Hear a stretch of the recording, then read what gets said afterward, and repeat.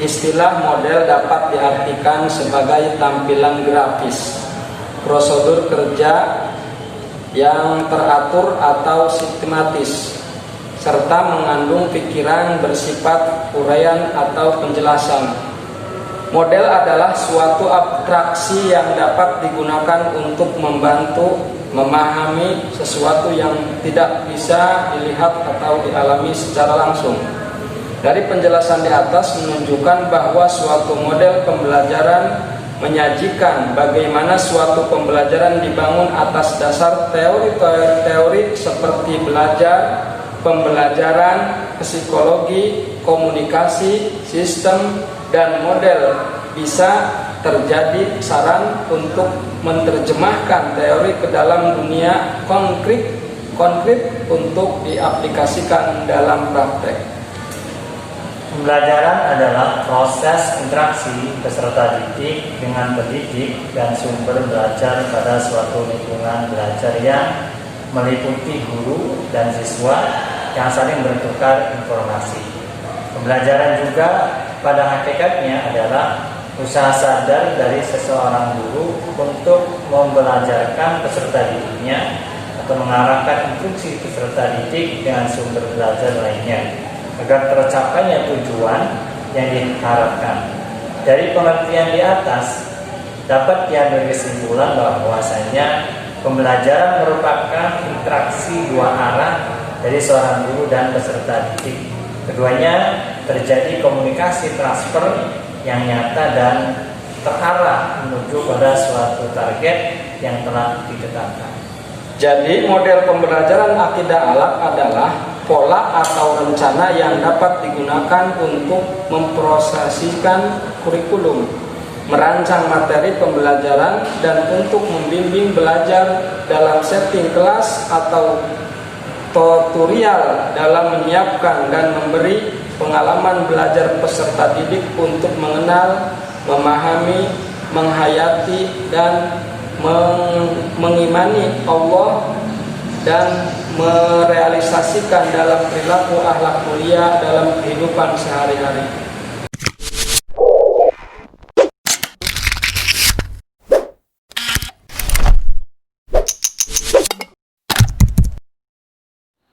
Ciri khusus model pembelajaran yang membedakan antara model, metode, dan strategi belajar. Yang pertama, rasional, teoritis, logis yang disusun oleh para pencipta atau pengembangnya.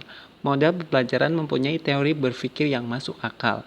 Maksudnya, para pencipta atau pengembang membuat teori dengan mempertimbangkan teorinya dengan kenyataan sebenarnya, serta tidak secara fiktif dalam menciptakan dan mengembangkannya.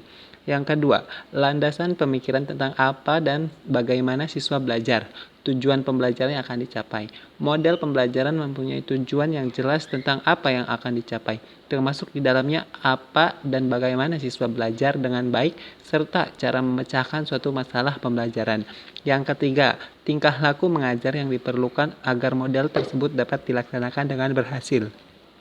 Model pembelajaran mempunyai tingkah laku mengajar yang diperlukan sehingga apa yang menjadi cita-cita mengajar selama ini dapat berhasil dalam pelaksanaannya. Yang keempat, lingkungan belajar yang diperlukan agar tujuan pembelajaran itu dapat tercapai. Model pembelajaran mempunyai lingkungan belajar yang kondusif serta nyaman sehingga suasana belajar dapat menjadi salah satu aspek penunjang apa yang selama ini menjadi tujuan pembelajaran.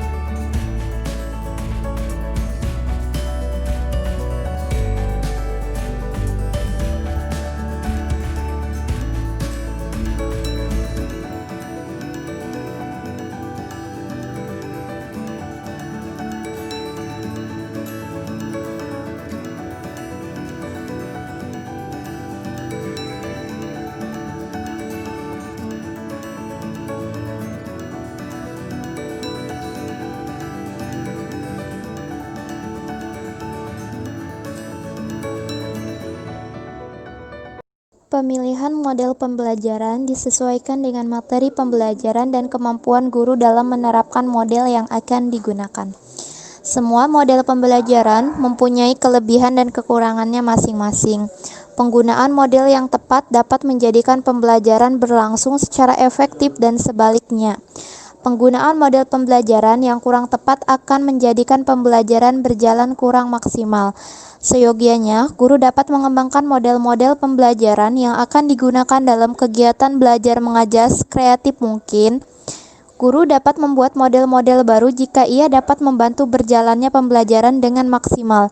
Sekian pembahasan dari kami kelompok 6. Untuk lebih mendalami lagi dapat dibaca oleh teman-teman terkait makalah yang telah kami buat atau juga mencari referensi lain yang relevan. Kurang lebihnya kami mohon maaf.